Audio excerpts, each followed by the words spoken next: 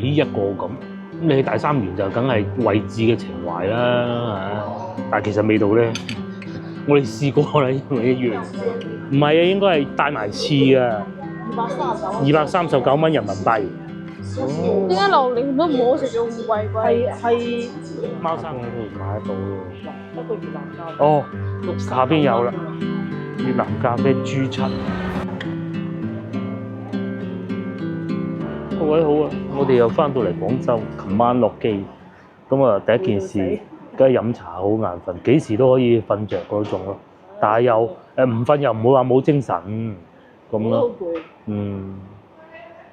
咁啊翻嚟梗係第一件事梗係飲茶啦，食翻啲平時成日食嗰啲咧嚇，而家就稀罕啦。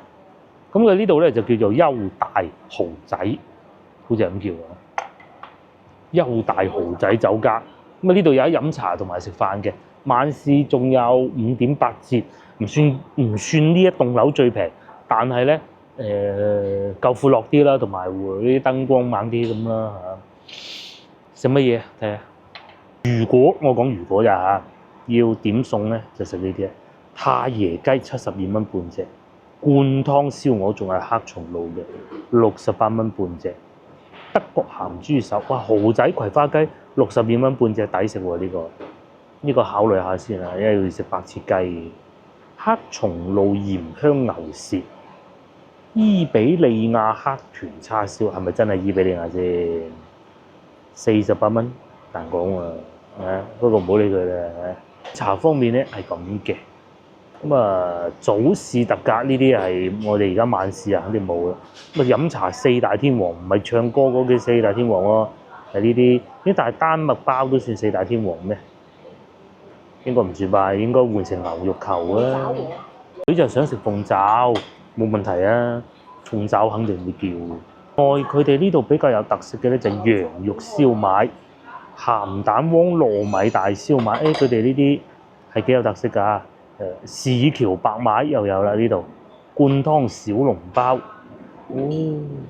就唔似話平時見到嗰啲咁千篇一律啦嚇。今次去到馬來西亞都發現其實成日詬病預製菜，其實點心嘅預製菜唔係我哋想象中嗰種咧，搣開個包裝袋，擠啲汁出嚟擺落微波爐叮嗰種唔係嘅。哪怕即使係我講點心啊，哪怕係預製菜咧，佢都係會加工得比較好，就唔係話亦都好難唔預製。你個包如果完全差粉嘅，係啊，嗱，譬如好似呢啲包咁樣，呢個包咁，我相信就算去到白天鵝都好啦嚇，你都冇辦法啊！你一落個單位師傅就開始發粉咁。我講你都唔信啦，又或者薩琪瑪咁，你會唔會唔預製啊？冇可能噶嘛，所以唔好聽見預製菜3個字咧就哇，好似食咗一啲元素週期表咯咁，唔係嘅嚇，大家要搞清楚先。問題咧喺我出發馬來西亞之前咧已經有觀眾問㗎啦，佢咧係完全唔知咩叫預製菜嘅。你食啲食過先啦，腸粉就機會細啲啊。咩意思咧？簡單啲嚟講咧，就等於以前啊，我哋食咩咧？丁腸粉嘅牌子唔好講啦啊，有幾個牌子都有㗎，咩公咩啊嗰啲咧，嗰啲咪預製菜咯。係啊，唔好以為食元素週期表啊，錯嘅啊，唔識就搞清楚先嚇。好似呢啲咁，梗係預先製好先得㗎啦，係嘛？韭菜餃咁，梗係預先製好㗎啦。炒麵就未必預先製好，啱唔啱啊？避風塘炒芋頭糕，咁你話個客人落單咁樣先炒，唔通搣包裝咩？你覺得有冇可能搣包裝出嚟就擺落去叮可以出得到一個避風塘炒芋頭糕啊？如果有，諾貝爾和平獎都攞埋啊！和平獎都攞埋啊嚇，唔錯啊，啱㗎。譬如話咧，我哋認知裏邊最出現得最耐嘅就糯米雞就係預製菜嘅，好正常啫，係咪？唔通你落單先至砌啲料落去，揾啲落去蒸咩？唔可能㗎。又或者荷葉飯咁又係啦，荷葉飯就最難啦，預製。因為咧佢嗰啲料咧等咗落去之後咧，擺得耐啊，冬菇啊嗰啲咧擺得耐咧會變味嘅。係預製就肯定頂㗎啦，但係你唔預製咧，佢蒸起身咧又冇嗰陣荷葉味，好難啊！睇下我哋食咩啦，蠶蛹、水庫魚、生蠔係嘛，鉗魚都有嘅，雲吞麵、牛腩蘿蔔都得啊，生炒糯米飯都有啊，呢度幾呢啲㗎，咁樣嘅喎。10蚊嘅呢個叫咩話？酸奶糕，酸奶糕，10蚊雞。考驗筷子功嘅時候，不過真係好遠喎，係嘛？大力機都唔得嘅喎。上邊有啲粉嘅，會唔會係奶粉？哇，好食喎！係奶粉嚟，好奶啊！啲味道都好濃。講上邊啲奶粉，估佢唔到喎又，好濃奶味。如果咧唔落嗰啲奶粉咧，就會太酸啦，太單調。落咗之後好多，落咗之後好。接落嚟到呢個應該抹茶嘅，我不一羹算。同埋中間有呢啲波波，呢個就淨係我淨係減食咁少嘅，個女點嘅。加之咧，我又唔係好中意食抹茶。話佢係俾有啲咩味咧？呢個唔錯。唔係難食㗎嚇，桂花糖漿係啦，應該係，但係可能重手咗啲。哦，可能我冇搞開。呢個我㗎係咪？哦，我搞清楚啦，嗰個豆腐嚟嘅，抹茶嚟嘅，杏仁味。好複雜嘅。原來唔係桂花糖漿嘅味，不過都係有少少嘅嚇。不過揾豆腐加啲抹茶。到呢個啦，杏仁味啊！哇！呢個炒牛唔河，係抹茶。咁啊河粉正常表現㗎啦嚇，一夾已經知㗎啦。但係咧，我中意佢有俾韭黃，雖然唔係話炒完出嚟，好實淨嘅，脆卜卜嘅，你咪有啊。同埋咧，呢個世界呢樣嘢要考慮埋價錢嘅。點解佢又冇用心去做嘅啫？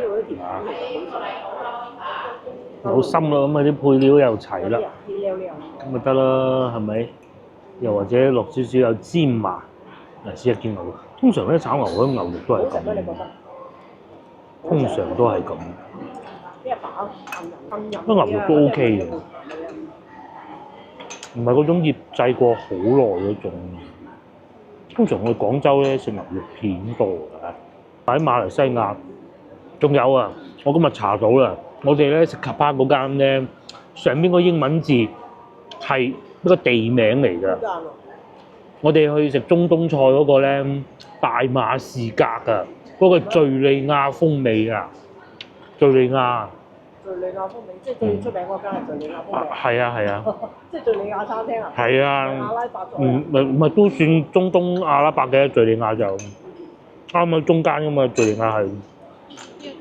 嗯？食卡巴嗰個啊？唔記得啦。即係嗰個你食過啲咩咧？火龍果汁。哦。係啊。正所謂敍利亞就稱之為呢個帝國的墳場啊嘛，應該咁講係絕大多數炒牛河啊，都係要落豬油嘅，甚至乎係其中一個標準嚟㗎。咁啊，所以見到嗰個下邊咧，呢度啲油咧，油色咧係咁樣樣嘅。豬油啊，唔係，所以炒牛河咧就一定係要講鑊氣，因為豬油一擺落咗會擎住嘅，會凝固咗㗎。咁所以食炒牛河咧就唔好咁客氣，即係一定要一擺上嚟就食啊！仲有鳳爪，呢個女最愛嘅，佢上邊擺咗少少辣椒，呢度點綴。另外仲有蝦餃，有少少似嗰啲外地人咧嚟到廣州咧點嘅點心，出行嘅碟係咁點到台都係嗰種感覺，有少少。同埋咧，因為晚市啊，雲吞麵都冇咗啦，炒麵又冇，所以變咗炒牛河。係冇腸粉。我冇腸粉，冇其他嘢點咗，未嚟嘅。嘅，仲有個羊肉燒賣、韭菜煎餃，哇！蝦餃王，哇！好多嘢食啊！我大概埋單可能蝦餃王嚟咗咧，蝦餃王大概埋單100蚊到啦嚇。茶位不過通常我哋平時去都係就住嚟叫嘅，因為點解咧？即係太耐冇食過啦。咁啊有觀眾問就話：8000蚊一個人啊嚇，喺廣州生唔生活到，包括埋住屋嘅話，即使係包括埋住屋都可以。佢淨係講話生活費咯。哦，唔係，我意思係就算計埋住都生活到㗎啦嚇。梗係得啦。你梗唔好去租珠江新城500幾蚊、600蚊一日嗰啲公寓啦嚇，嗰啲梗係唔得，有啲仲2萬幾添。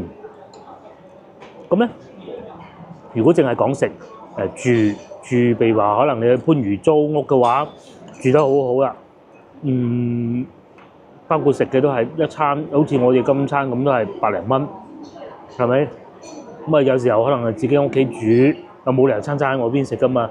8000蚊一個人，綽綽有餘，綽綽有餘啊！點計都得㗎啦嚇。你仲可以去下旅遊㗎啦。係啊，有錢剩仲可以周邊玩下，甚至乎周邊嘅省咩貴州啊、咩廣西啊嗰啲啊，1個月1次都仲有㗎。大三元有重開過啦嚇。佢哋呢個咧其實就係大三元嗰個運營嘅。我哋如果去到大三元咧，見到嘅點心咧，有幾款咧係喺度見得翻㗎。呢一個咁。咁你去大三元就梗係位置嘅情懷啦嚇，但係其實味道咧，我哋試過啦，因為一樣嘅。知大三元重開即係長堤大馬路嗰個，係喺度飲完茶，第二日就再去大三元見到嘅點心，幾乎連張紙嗰個鋪排都係一樣咁滯嘅。價錢唔同，係價錢唔同。其實佢點樣控制價錢咧？就係打折嗰部分。譬如話都係標20蚊咁先算啦，假如啦嚇。啲係再精品啲。或者再做得好啲。嘅選菜嘅品種啊。哦。選品啊。即係譬如蝦啊各種啊，肯定會再做精啲嘅。再做精啲。即係畢竟價錢又嚟咧，我就唔知啦。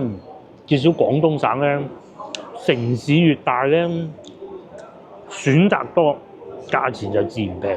舉個例子，我哋去到河源食嘢咁樣，即係可能我哋揾唔到啲好地道嗰啲踎街邊嗰啲啦，但係其實同樣咁樣，假如係我哋一家三口食餐飯，咁河源咧就貴過呢度好多嘅，係啊。咁啊冇講話河源啦，就算肇慶，肇慶都還好啲，中山呢啲還好啲，又再遠啲咧，一定係大城市會平啲嘅。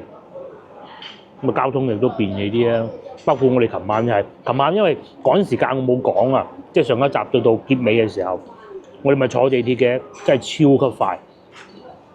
喺嗰度一入咗中國境，咁咧就去咗洗手間先，佢哋做翻啲衫啊，咁啊凍啊嘛，係咪先？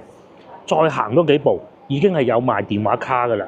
咁賣電話卡隔離咧就攞行李，攞完行李繼續往前行，由入咗境嚇。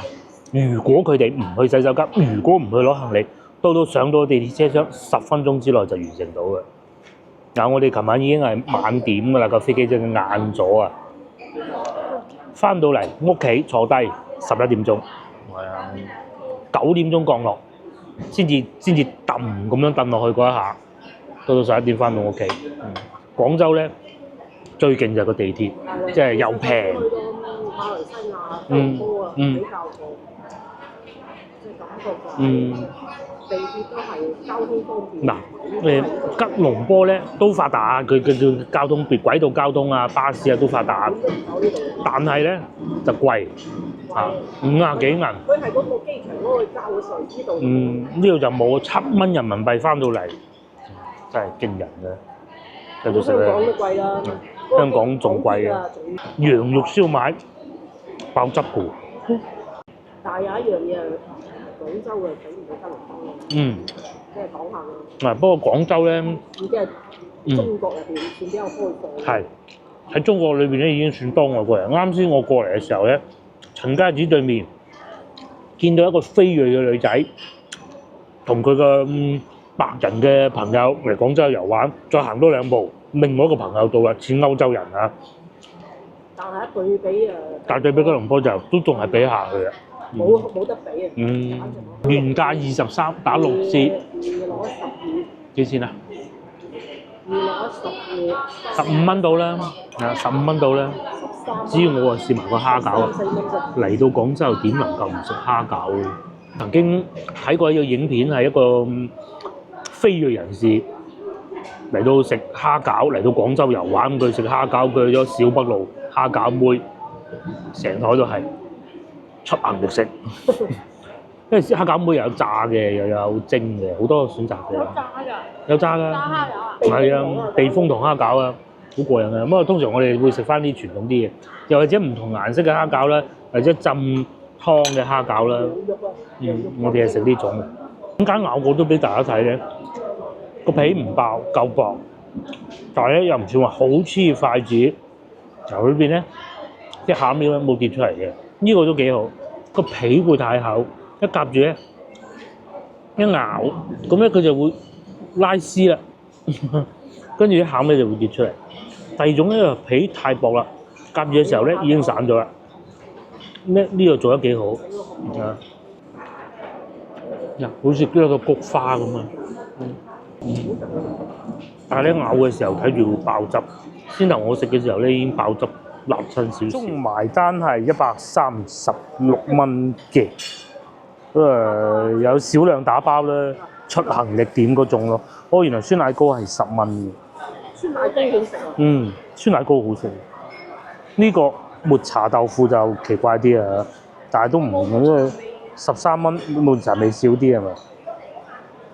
蝦餃鳳爪正常價錢啦。我呢個燒賣都係13蚊喎，打完折，咁可以啊。係炒牛河單價高啲，係啊，羊肉燒賣13蚊嘅。嗱，你如果假如啊，我講假如嘅，你唔叫炒牛河啊呢啲，平時個女唔嚟啊，酸奶糕我哋唔會點噶嘛，係咪？咁啊點呢啲咁你一兩個人咁樣都係食40-50蚊、60蚊到啦，係啊。啲人均啊40蚊、50蚊，50蚊都唔使。嗱，你話去完邊度都係不離翻廣州㗎，點解？我哋食飽飽啊，喺個商場啊，哇，得個健身中心啦。水靜河飛。係啦，前面仲有個電影院嘅，呢個係好難啊！即係今次出邊。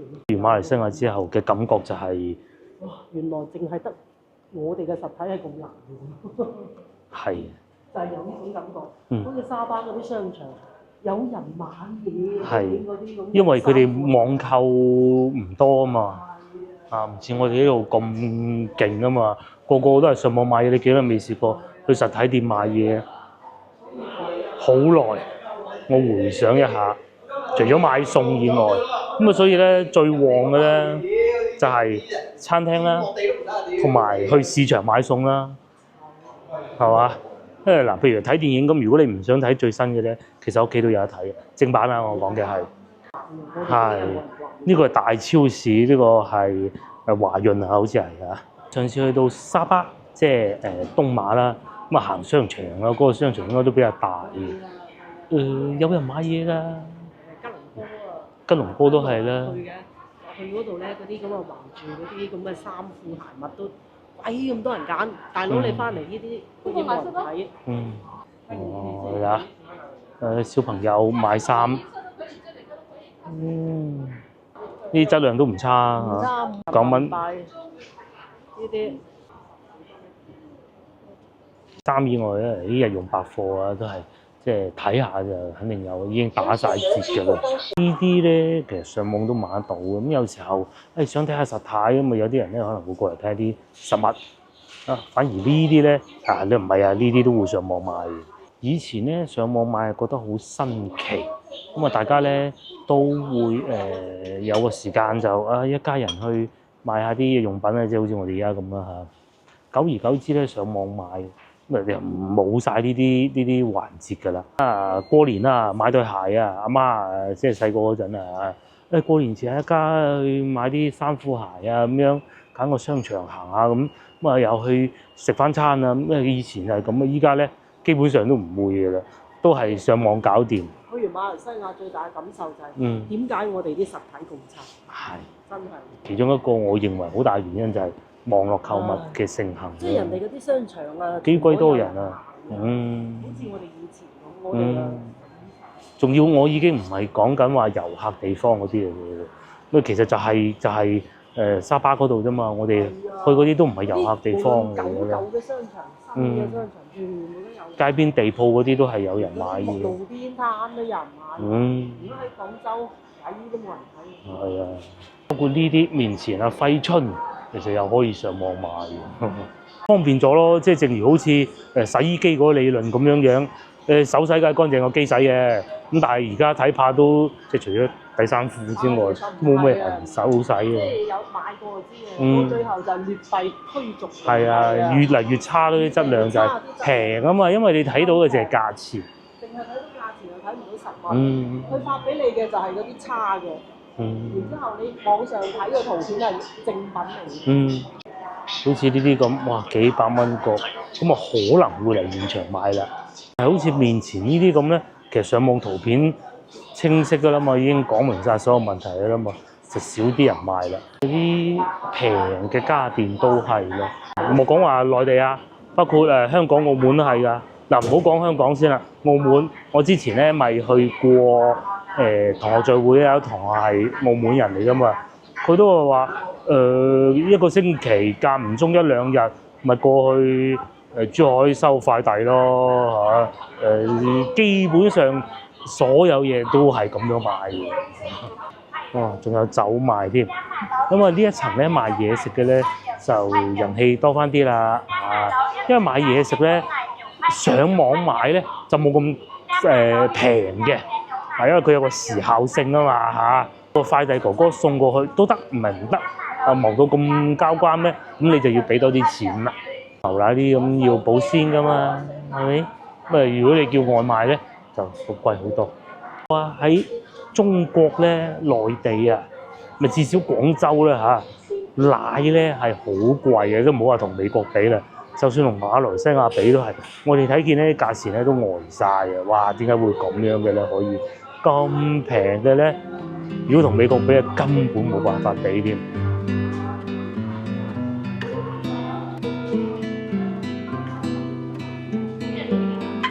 都喺馬來西亞行嗰啲平價嘅超市啊、市場啊，菜價就差唔多，嗰邊會貴少少嘅。至於廣州就有平有貴，咩都有得選擇嘅。呢度華潤萬家，當地產就梗係廣州平啦，呢樣啊馬來西亞貴啊。呢個幾錢啊？睇唔到。1.69，呢個係100克，唔係500克啊嚇。500克。咁如果你係1公斤咪過7啦，即係2、7、10、2個4咯。唔係3蚊4毫。3個4咯。3個4咁啊，相當於馬幣幾錢？2蚊幾咯。2個幾？去嗰度係10蚊。10蚊1公斤，呢度2個幾1公斤。哇！咁爭好遠。於收入方面咧，我記得啦，我行嗰個商場嗰陣咧，最尾嗰日嗰個叫做TRX 嗰個商場，咁啊見到一個招聘就餐廳服務員啊，咁好似係2000幾蚊馬幣，咁啊去到經理級別咧就6000幾蚊，6000幾7000蚊差唔多啦。咁即係等於經理就等於人民幣1萬咯。呢度經理都差唔多8000到啦。如果你話普通嘅呢度就4000咯，係4000啦，3000零4000，呢個就差唔多啦。係咯，即係至少餐飲業方面係差唔多。生活成本其實同馬來西亞區別唔大，所以我哋就覺得去到都物價同廣州差唔多。我哋使錢嘅時候都唔覺得話好肉赤。係啊，如果去新加坡就貴。新加坡就肉赤啦。係，即係等於你喺香港同廣州咁。差唔多啦。點計都好，有一樣嘢馬來西亞一定平過廣州嘅。一定平過內地嘅就係油價，油價咧大概係3蚊1公升，一個 L，呢個就冇得比啊！內地咧就接近3倍咁滯，好接近3倍嘅啦，3倍，因為汽油係即係必需品嚟㗎嘛，係嘛？你運貨要唔要汽油啊？咁啊，其實成本最尾都係翻落去啲貨物度嘅啫嘛。我仲有一樣咧就稅嘅唔同啊！我淨係講去餐廳咋都有觀眾講過，同埋咧我係一個都頗為資深嘅會計嚟嘅，我都知道嗰國內咧，我講大嘅鋪頭啊嚇，呢啲咧產品咧全部都有稅嘅，佢最終咧係轉嫁喺消費者身上嘅，消費者係不能攞去除非你係外國人啊嚇，不能扣稅嘅，冇抵扣㗎。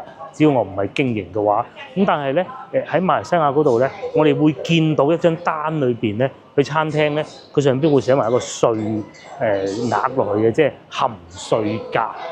咁喺國內咧就除非你有一條好大嘅餐廳咧，如果唔係嘅話，冇呢一個説法嘅。呢樣嘢一定係平過㗎啦，馬來西亞平過廣州嘅就係呢個啦。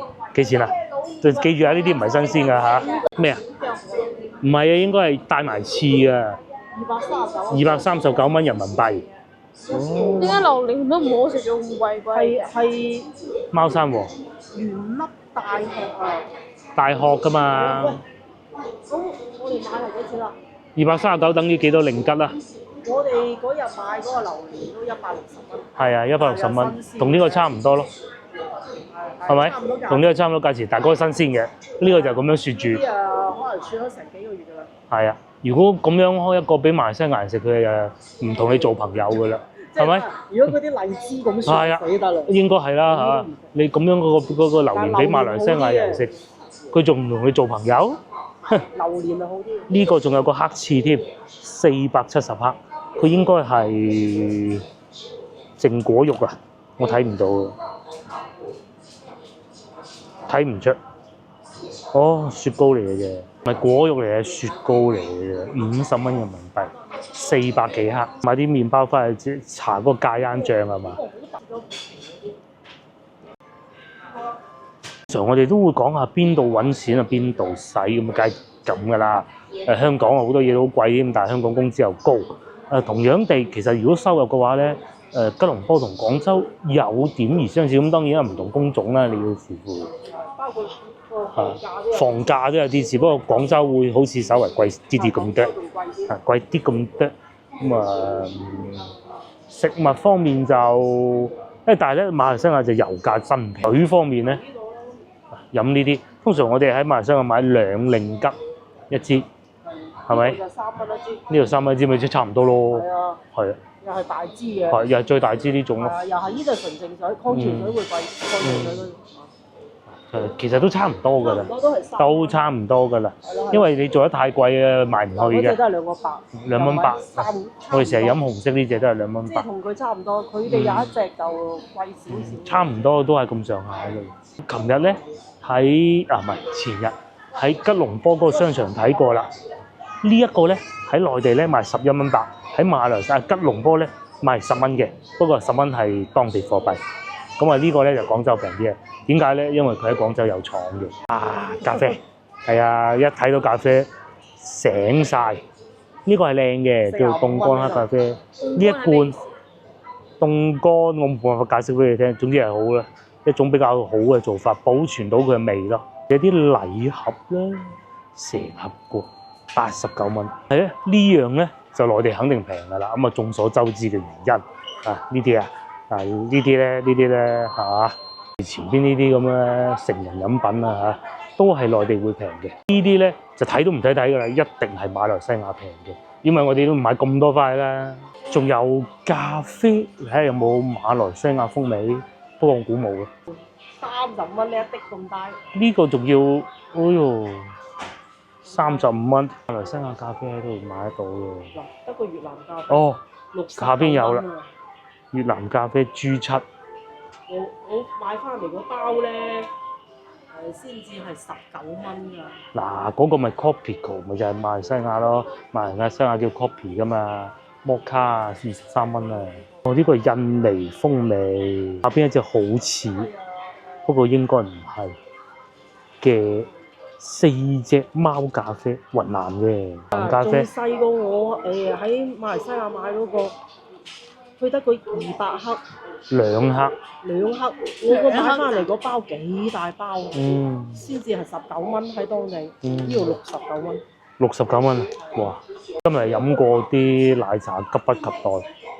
邊個好飲話？奶茶，哦。奶茶好飲到啊！哦，有個我哋淨係買咗2盒嗰個。呢個我好似喺嗰個 KKV 見過。13蚊8，預定咗下一次。我知道喺社交媒體有一個廣州人咧，經常去馬來西亞嘅，個女仔嚟嘅，即係你梗係唔會知邊個啦嚇。我有喺小紅書上邊關注佢嘅，因為佢成日喺馬來西亞。啱啱咧睇圖片咧，佢就喺嗰個電視塔啊，吉隆坡塔應該叫做嗰度上邊嚟影落去咯。原來都好靚㗎嚇。不過可惜我畏高，下次有機會去下啦。毋庸置疑，一定係馬來西亞平㗎啦。咩牌子都係咁話嘅啦。散裝賣嘅啫。74啊，會員74蚊啊。我淨係真見過喺14蚊9會員價，我唔係係原價，成排都係啊嚇。一路成粒都係朱古力。呢度咧就呢一辣啊，呢個貨架都係朱古力。唔係佢一個牌子一辣啊。一個牌子一辣。係啊，呢度就擺得滿啲，就唔同牌子。你而家過年都已經擺多。話咧過年已經擺多咗，係。唔過年會再少啲。一辣轉彎又係咖啡，又係咖啡。你係知啊？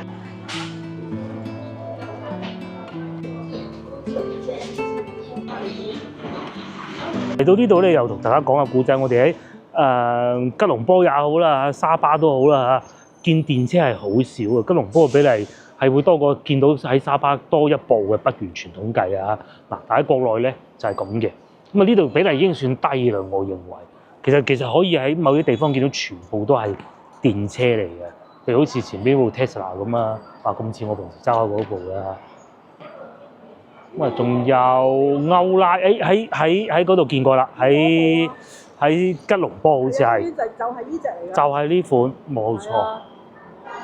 Tesla 都見過一部喺吉隆坡，好似係嚇。應該仲見過一部寶馬嘅，應該好似係 i3 喎嚇，真係記得到咁多㗎啦，多都記唔到。仲有一樣嘢係治安唔同啊！仲有一樣嘢咧，就係有一款車叫做福特嘅 F150。嗱，我啱先睇小紅書又見到經銷商，哇，成行擺到賣。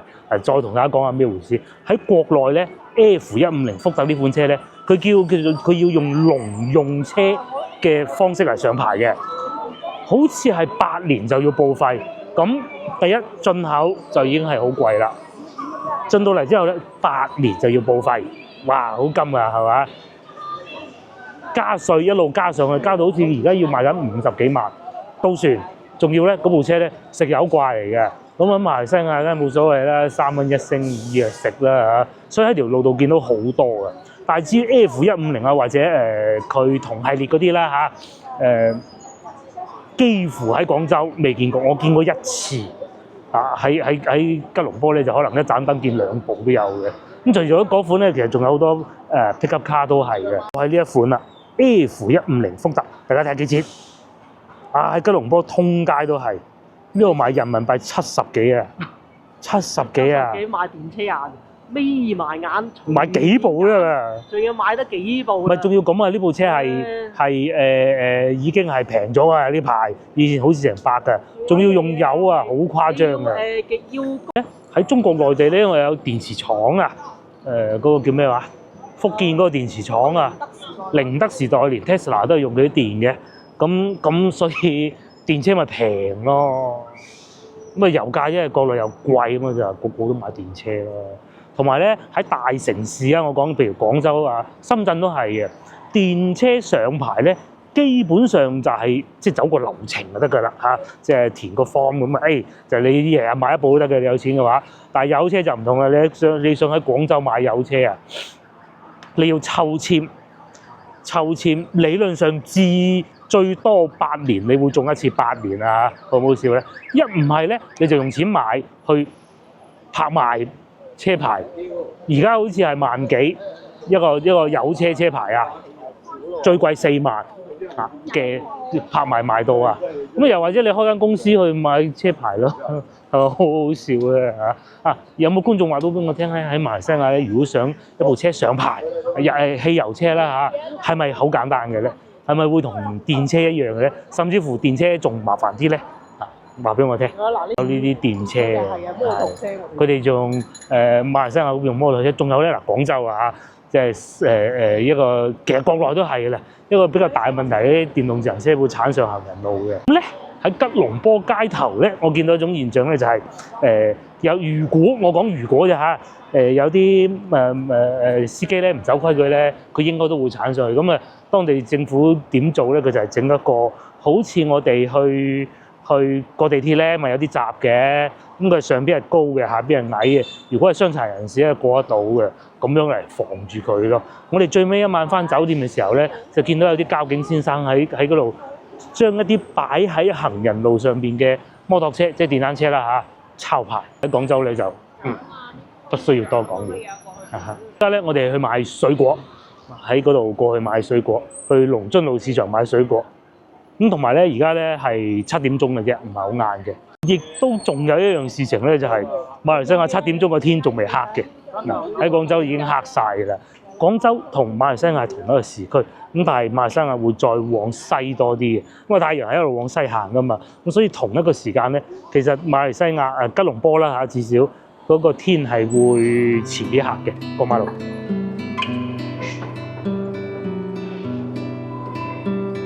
你夠啦，買埋。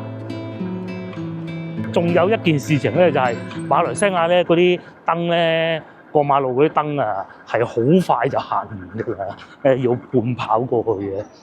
喺內地咧就會至少廣州啦嚇，就會行人嘅時間會多啲嘅，俾得車行俾嘅時間就會少啲。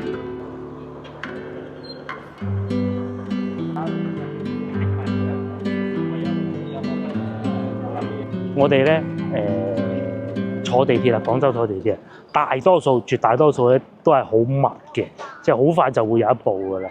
咁啊，係啊，通常都係3分鐘啦。有啲好密㗎，即係你睇住咧，前面嗰部走咗幾1分鐘，係啊，加密啲車次啊。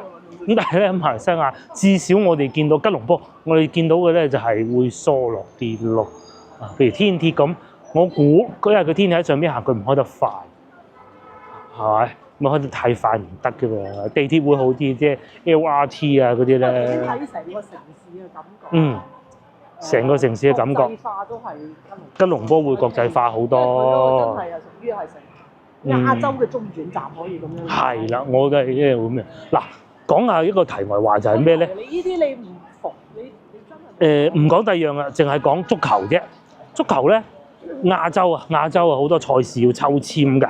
我哋成日睇新聞就係今年亞冠賽事在吉隆坡完成抽籤，廣州恒大分在 F 組嗱，我哋又會見到喺吉隆坡做嘅嚇，係咪？就佢唔會走去中東嘅。至於係咪依家係咪仲喺吉隆坡咧，我就唔知，因為咧恒大足球已經係一個大熔爐啊！中國嘅大熔爐咧叫。中國嘅大熔爐就咩地方嘅人都有。都有。大城市嚟揾食啊嘛。佢哋就屬於世界大熔爐。係。人哋係。廣州呢幾個月已經好咗啦，講世界大熔爐啊，多咗好多世界上唔同國家嘅人嚟遊玩。一對比嚟到。就係一對比吉隆坡就冇辦法啦，實在冇辦法啦。真係個開放程度仲比較。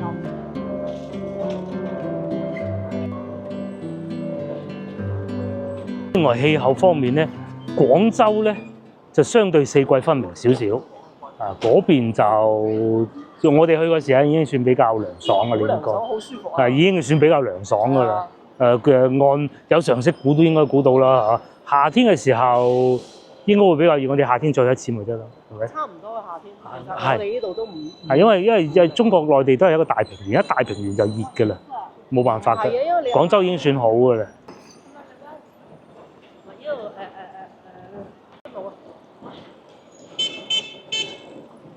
我哋又嚟龍津路市場，咁啱經過都唔算咁啱嘅，特登嘅嚟買啲水果，屋企水果食晒嘅。大魚大肉都係要清淡飲食一下。咁啊，因為咧，聽日我哋星期六應該唔會出去嘅，去到星期日啊，可能去食個燒鵝啊嗰啲咁樣，白切雞啊嗰啲咁咯。咁而家嚟買啲水果啊，有啲老細收工喎。馬來西亞佢鹿油好貴嘅，呢度咧我見到6蚊人民幣一個，即係呢個8蚊，咁即係大概係4吉5零吉到啦。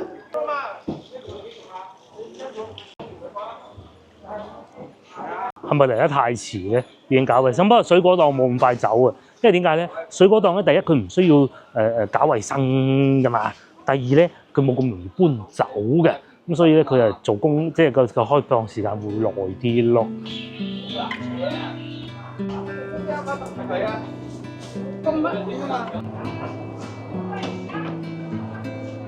都未試過咁夜入嚟福林呢度，跟住好少見到咁少人啊！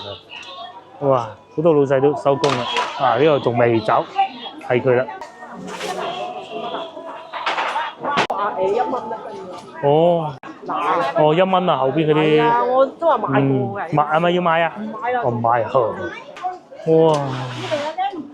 呢度30斤嘅番茄，啊老細清倉價1蚊一斤，就是你啊老細，20蚊嗰一紮全部攞晒。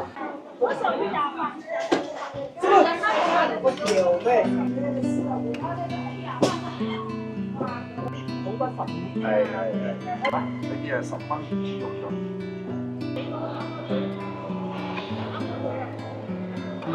你咖啡好似係幾蚊啊？我哋呢度好似好高級嘅嘢。係喺廣州咧，就我諗星巴克嘅鋪頭應該會多過個比例啊嚇，好多吉隆坡唔出奇。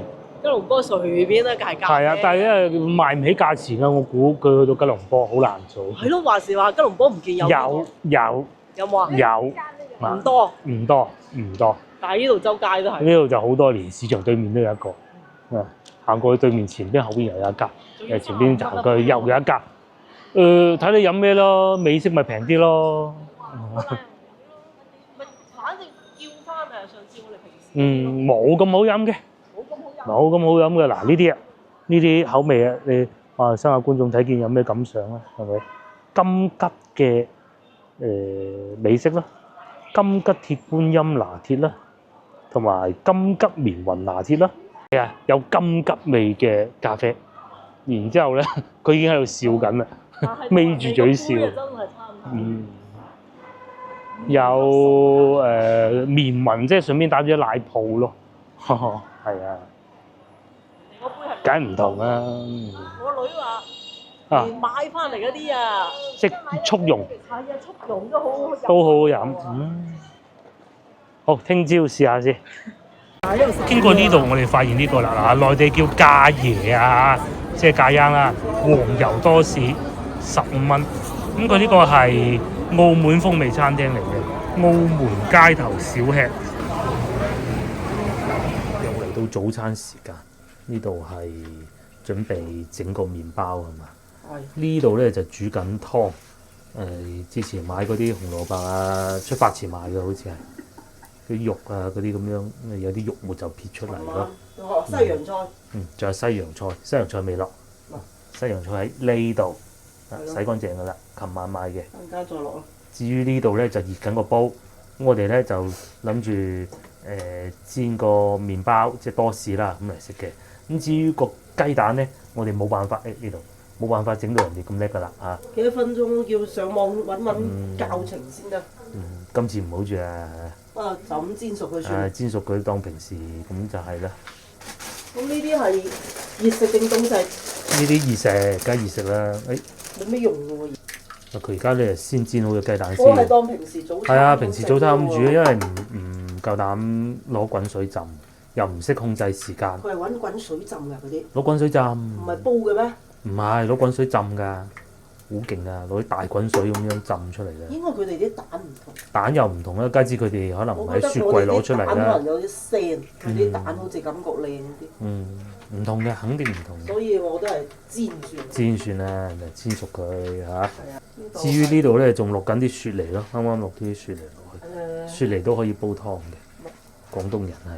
雪梨煲湯先好飲啊！係啊，滋潤啊！你唔好攞個心，會酸嘅。要掉咗個雪梨嗰個心佢，切走咗佢。煎得咁上下啦，因為呢啲煲咧就唔黐底嘅。你講都用咗好耐。係用咗一段時間嘅，落啲油。只能靠高超嘅技術令到佢唔黐底。油多啲咪唔黐咯。係啊。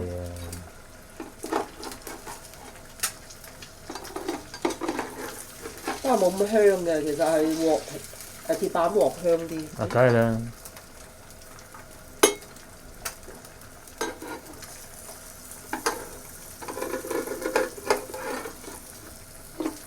佢有啲黐嘅都有少少。其實依個熟度係啱，因為個蛋黃生個頭。唔夠蛋。依個熟度差唔多咖椰醬，比啲咖椰醬仲要熟嘅已經。即係咖椰麵包嗰度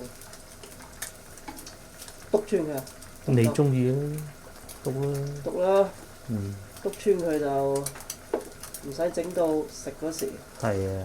食到一輪嘴咁樣。因為咧一咬咧就會流啲蛋黃出嚟，咁咧就浪費食物，又搞污糟。爛。但係佢冇咁好食。係口感會變差。咁嘅喎佢係啦。哦，咁樣擎住嘅喎。香班蘭葉嚟嘅。係嘛？我聞到係啲班蘭糕咁嘅嘢。搽落啲麵包度就係啦，係嘛？係啊。應該係咁啦，嚇。係啊。似啦。似唔似啊？似啊！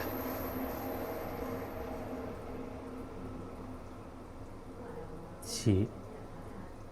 咁仲使唔使落牛油啊？攞咗出嚟唔攞？攞。